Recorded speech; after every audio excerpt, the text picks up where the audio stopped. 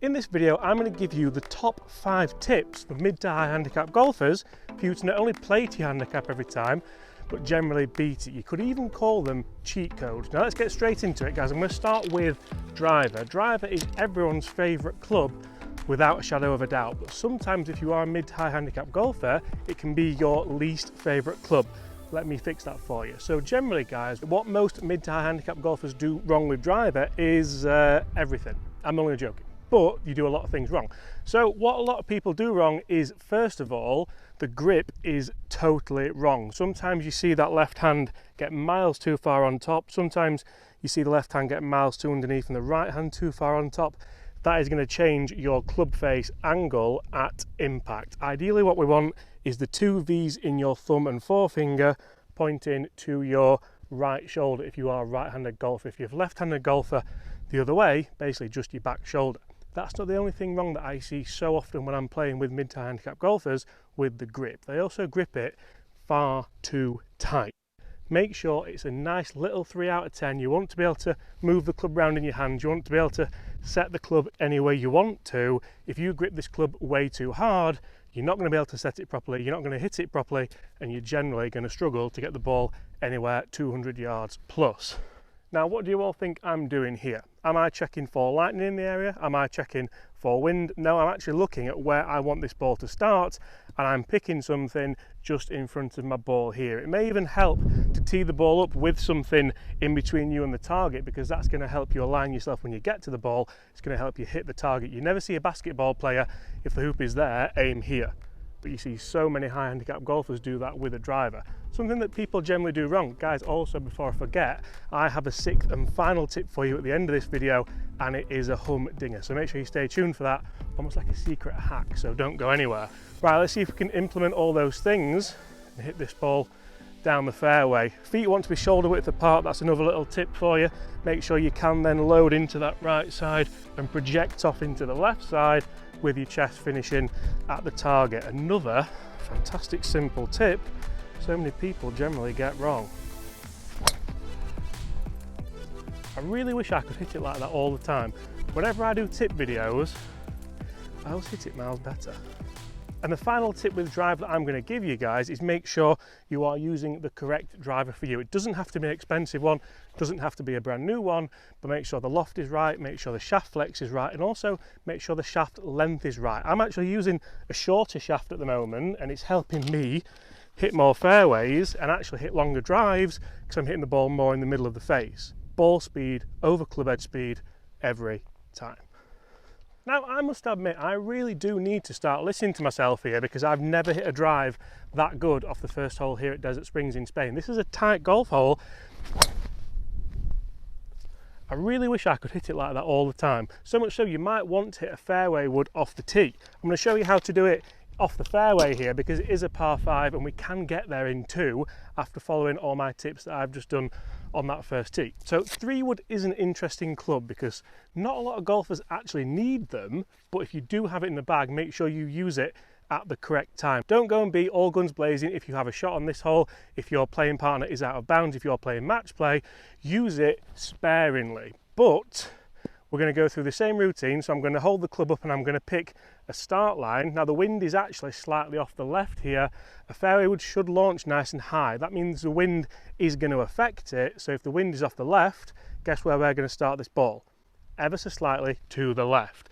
Now ball position is going to be similar to driver. It's going to be just at the front of the stance, and again I'm going to stand nice and wide. So many golfers stand way too narrow with a fairway wood, and then as you load up to the top of the backswing, you'll see that I'm really going to struggle to transfer any weight. That's generally how you do top the ball. So many people top fairway woods. It is literally the most frustrating thing in the world, especially when you've just hit a nice big drive. Now if you want to get this towering in the air, it's all about your takeaway, believe it or not.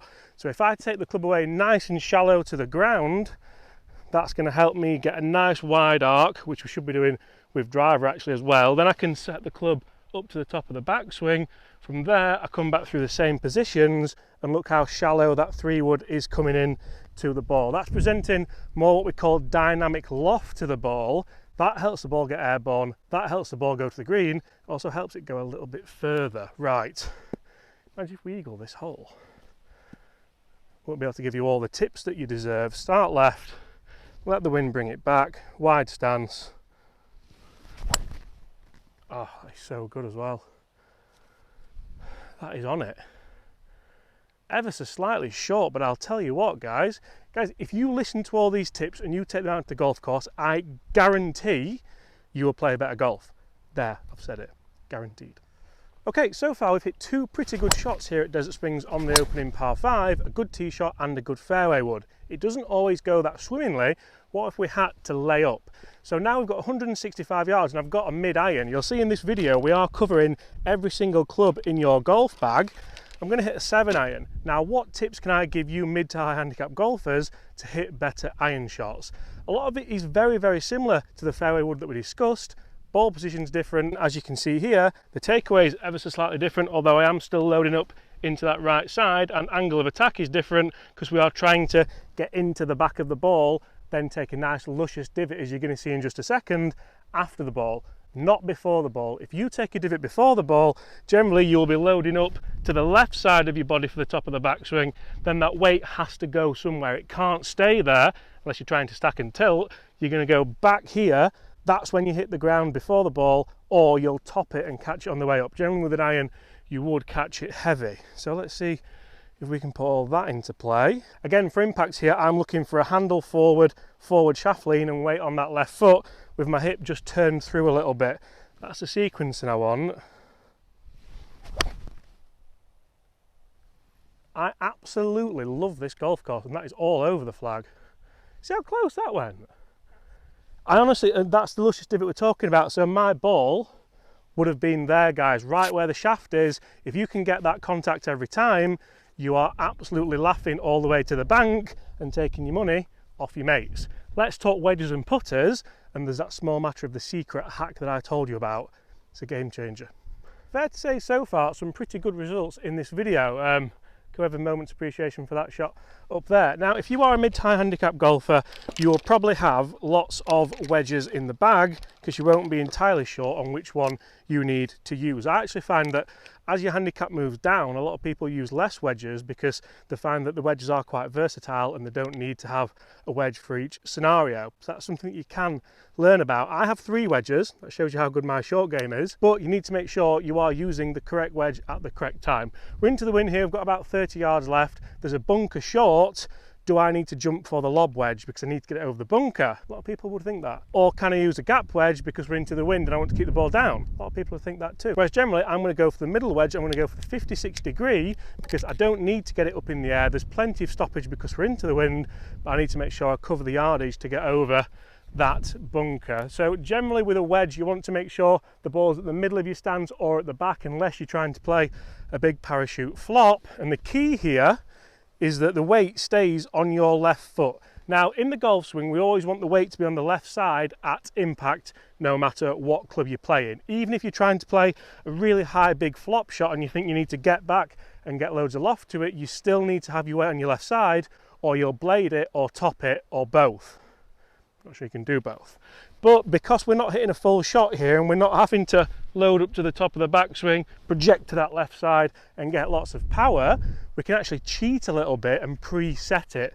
So I can have the weight on my left side here, and all I'm going to do is rotate my sternum around where the weight is on the left side, so around that left hip and left foot. You can see from there that just go on going.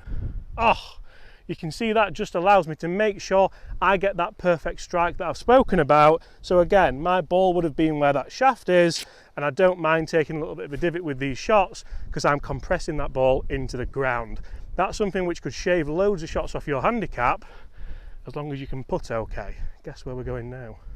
Now, when it comes to putting for mid to high handicap golfers, I would always advise on 3 things: read, speed, and start line. Although for mid to high handicappers as well, I would advise on a 4th thing: expectation. Guys, if you go and look up PGA Tour stats for putting, you will see that actually you are not that bad and you should not get that frustrated.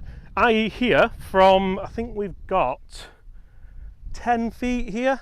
So get in the comments below, guys, if you made it this far, what would you think the make percentage is on the PGA Tour from 10 feet?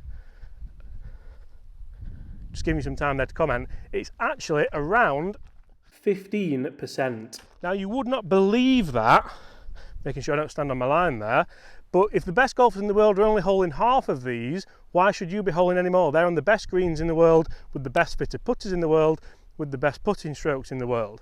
Now, to make sure that I've got my read right, you can see there that I did a little aim point read. We actually have a clinic coming up in a few weeks, so I'll put that in the description below as well for you. And to make sure I get the speed right, I'm going to try and get 6 inches past the hole maximum, but I'm definitely going to try and get it past the hole. That all comes down to stroke length and making sure that you have a nice consistent pace of stroke. For start line, I'm also going to make sure that that grip is in the palms of my hands, not in the fingers. That allows for a little bit less face rotation, and there I can make sure that I release the putter nice and consistently. That's also going to help with pace actually. If we do all those things correctly, it might not go in every time, but it should, or it might go in. Oh, it's gone in. Yes, that's a birdie, guys, with the first golf ball. The secret tip that I was going to give you, the little hack, was actually in my pocket all along. Guys, what is your handicap and how many strokes do you get? On this first hole, that is stroke index 6. If you get 2 shots on there, you need to know that when you tee off. You don't want to go after the hole, oh guys, what did I get 2 shots there? Oh, perfect. Have a game plan for how many shots you have and stick to it.